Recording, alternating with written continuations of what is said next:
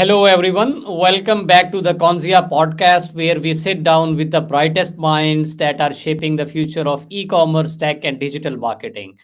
Today, I am thrilled to welcome Christie, who is a dynamic leader.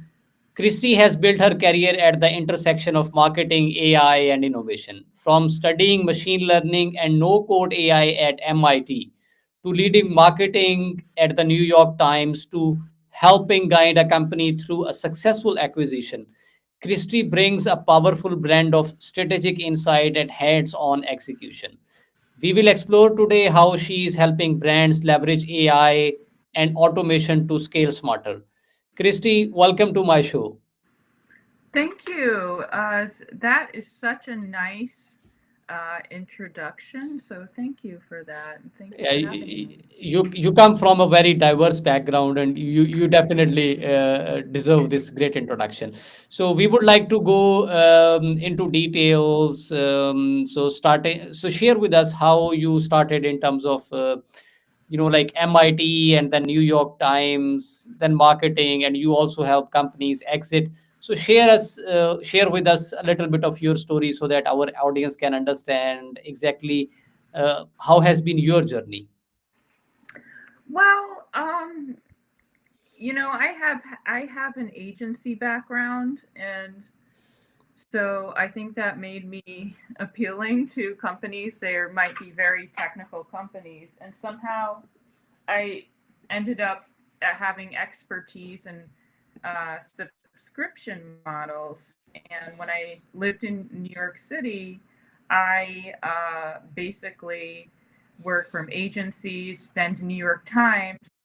And then when I moved to Florida, then I started to specialize in SaaS. So I ended up at Trivantis, and my job was to sell the company. I did that by slashing the marketing budget. I worked with Ravi Kumara, one of my colleagues, and we just two-person. We got rid of the agency, which is, I know, an agency's nightmare. Like, new marketing director comes in, I'm like, nope. We brought them. I brought them in house, and yeah. So once they announced they were for sale, I did other things because, pardon me, in order to sell a company, as you know, you have to look really profitable, just drive up leads and opportunities. So this was before AI was a thing. So I manually brought also, I got rid of the custom development company. I said, we can do that. Uh, NetSuite was connected to Marketo, and I said, well, that's too expensive, so I should cut there. And just like made a bunch of cuts, and we did integrations by our house. So we pretty much brought everything in house, so including creative, and Ravi and I did that. So the company sold because we made opportunities go up. We went up leads, and then we got the profits way up, so we looked really attractive. And of all the people who could acquire us, it's really cool that eLearning Brothers, which became ELB Learning, bought us. So Hmm. yeah, so I was a product person, and Trivantis sold Lectora, Scenario VR, Course Mill.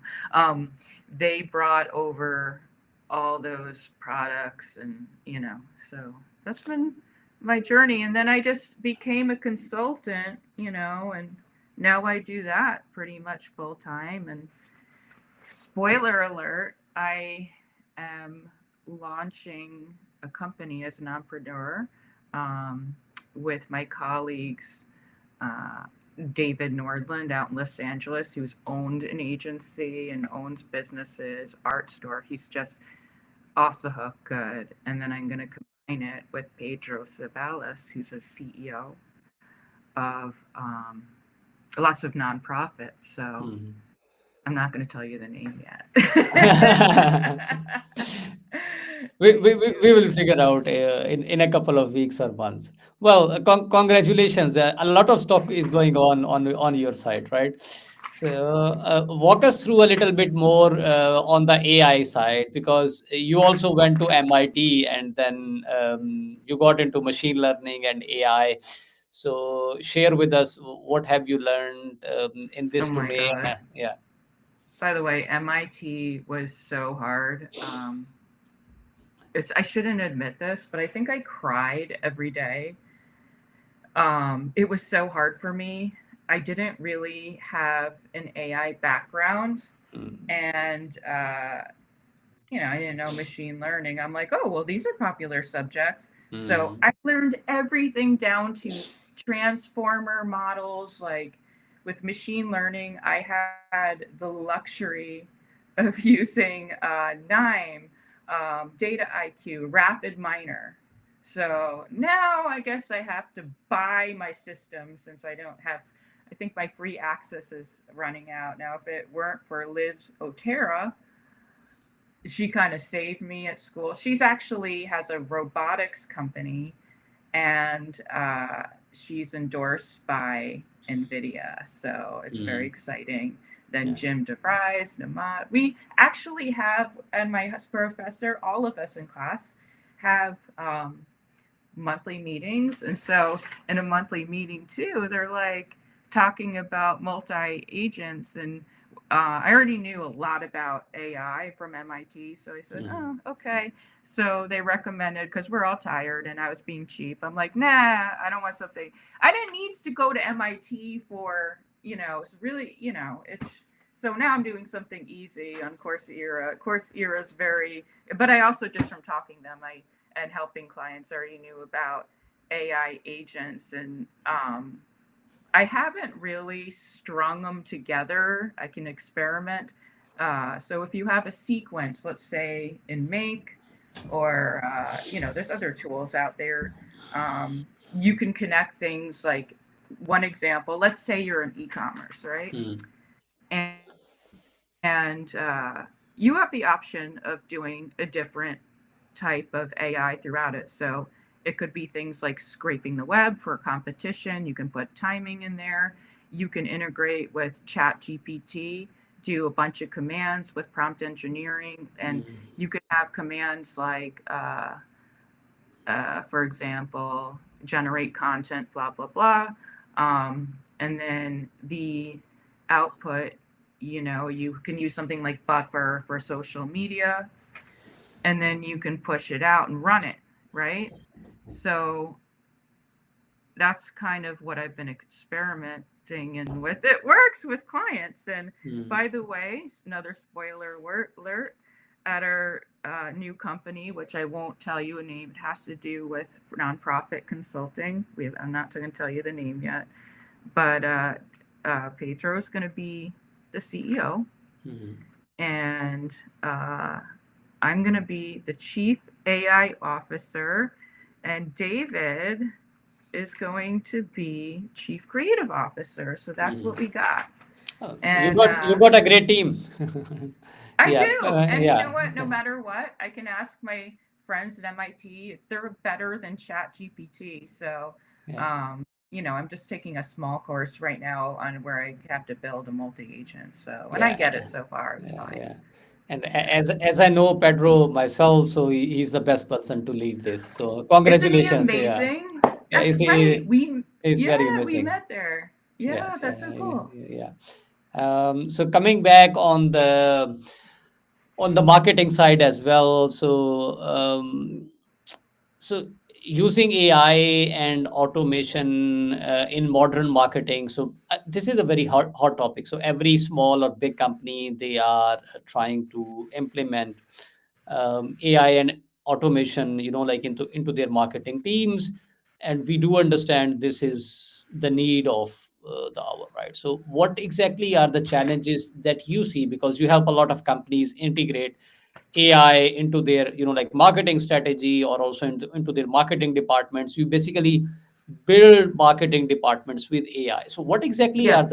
are the typical challenges faced by CEOs of small companies, like 20, 30 people company, and they don't have a marketing department at all? So what are the challenges that you see in those companies, and how do you help them resolve this? Well, their big challenge, in my opinion, is speed. I mean, my Okay. clients have great products, but they might not know how to automate everything and fire them off. Yeah. I will say this a year is that before you run the engine, all of the work happens up front.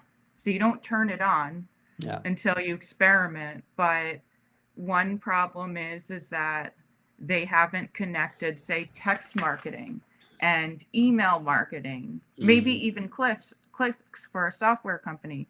Yeah. That's not, and it's also they have no recommendations of if this, like they have no decision trees. They're not doing machine learning. They maybe don't know what it can do. So I think that's pretty much our biggest problem. What I do is like basically reduce the timing once it's on. You just QC the output. So it's pretty much the only labor work. And you just test a little bit. Mm. And say yes, no, like for, if there's a mistake. Yeah. So my job is basically to reduce what used to take 100 out, like 100% of time. I'll reduce it by at least 80%, Mm. and then make it so that they don't have to think about it and Yeah. they could Yeah. just focus on making money. That's already a very big achievement. So, Thank you. yeah, and so in our last meeting, so you also, so personally, I learned a lot of things from you when we were having this AI discussion. So you mentioned you like content repurposing and prompt engineering. So use of content repurposing and prompt engineering at a scale. And this is something that we really see in e-commerce. So would you like to share a little bit more on that note as well? Mhm. So how this can help e-commerce brands push a lot of content automatically on social media? Okay, so I'm going to give you an example of a client. This is such a cool product, and Yeah. they're just testing more on the field. Um, what they do is they sell bird deterrents. So Hmm. if you have a yacht Yeah. and you basically don't want them, making a mess, let's say on a yacht, right? First, I'm figuring out peak times and rules. Now, discovered something very interesting um, for these types of companies for e-commerce is that well, first, what I set up for them just to test it was grabbing their photos, let's say in Dropbox or whatever thing they have in Dropbox, pull it over, do prompt engineering to generate content. And this would be based on when you train the model, you might upload a creative brief and you give so you would practice first, say in a chat GPT, see what the content looks like, and you find out the prompt. So I strung it together, use the API key of chat GPT. I mean, you can do, I just like that one. So then if I like the generated content, then I wanted to push it out to social media. Now I probably should have put it out to buffers, but I figured out a very interesting bug when I was using Make, is that there's new laws now on Facebook because they always change it every 2 seconds. I Hmm. wanted to do a post to 20 groups. You have to, because of their rules, and they don't like third-party apps because they know they're people that are doing AI with this and they're not genuine enough. And obviously groups, you have to get approval, whatever, and not like you don't have to oversell them, so you got to entertain them as a strategy. um, we found out that they don't like that. They said, oh Hmm. yeah, you can't post to groups automatically.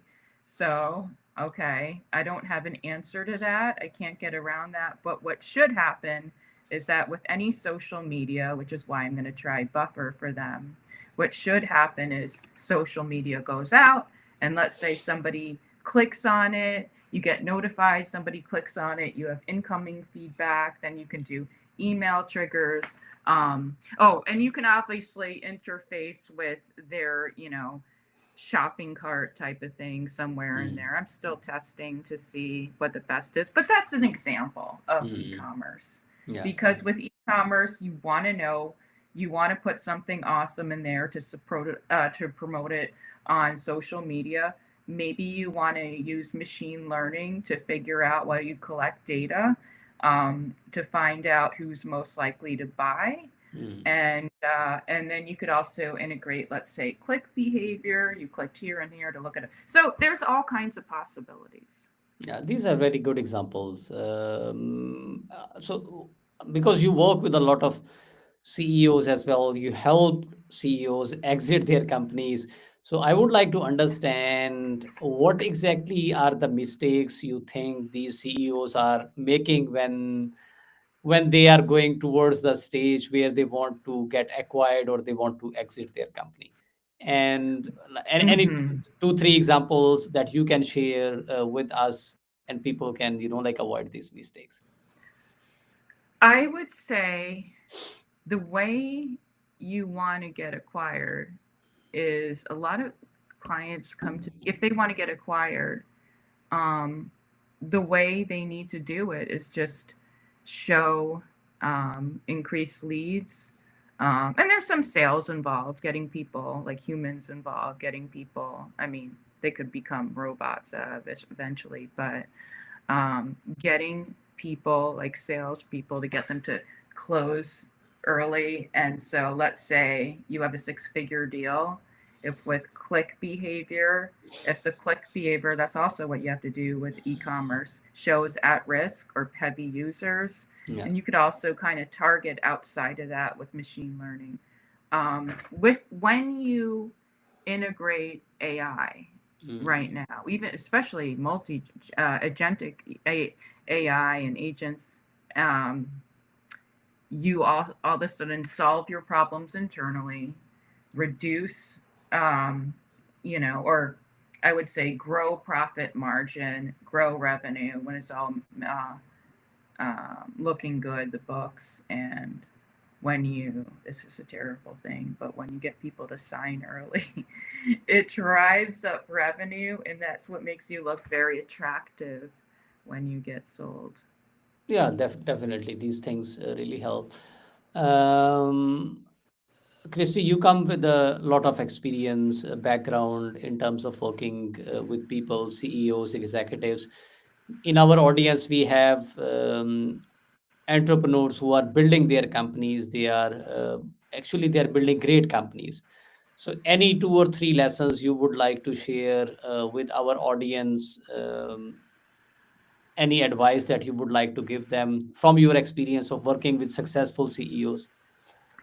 CEOs are brilliant and they know what's going on. Most of them know something about AI, but in a case where somebody's launching a product, or they can have somebody like me help their AI be more complicated and better. So I'm finding that a lot of companies and chief AI officers and CEOs, a lot of them are already just have businesses that make money on their own. Hmm. So they're Yeah. probably, if they're just all of a sudden the hot thing, they're, probably don't necessarily use consultants right away. But as they're launching, you also want someone like me as a potential target to go in and test it with them. So whatever, there are some needs, but if someone's launching a product, uh, then obviously, um, doing e-commerce, for example, that's where I can come in and I can help them innovate. So Yeah, I mean, like it's I think I see so and I see a consultant and as an outsider, and a consultant has a critical feedback and an opinion, for example, that not everything that is working in the company is going in the right way.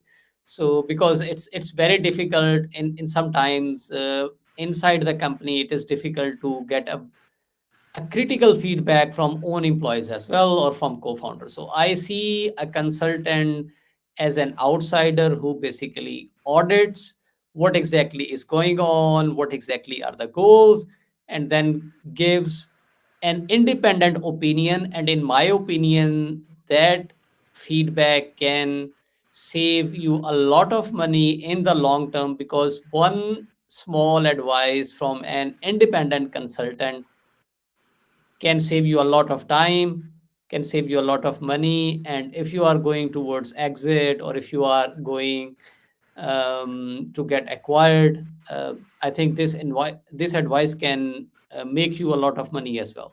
So in my opinion, it is difficult for sure. CEOs, they rely on their own judgment a lot of times. They rely on their own people. It is difficult to get an outside consultant, but in my opinion, this investment is definitely worth. So I would like to ask you, people who are interested in working with you, how can they contact you? How they can reach out to you? So my LinkedIn address is Christie Erin Callahan, as my personalized link. CHRISTIE Callahan,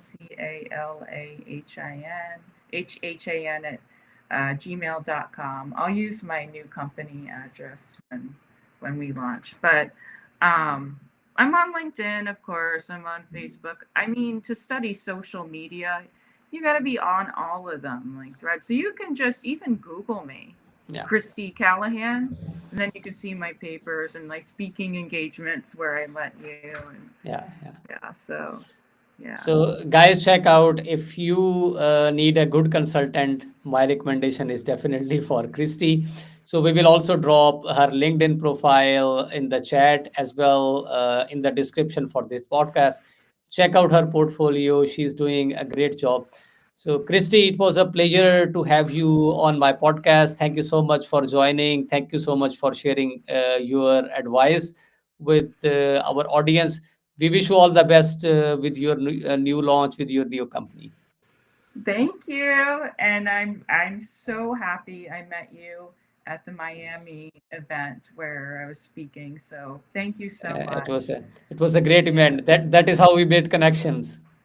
Yes, exactly. Looking forward to staying in contact with you. All the best. Me Take care. too. Yeah. Thank you. Take care. Bye bye. Bye.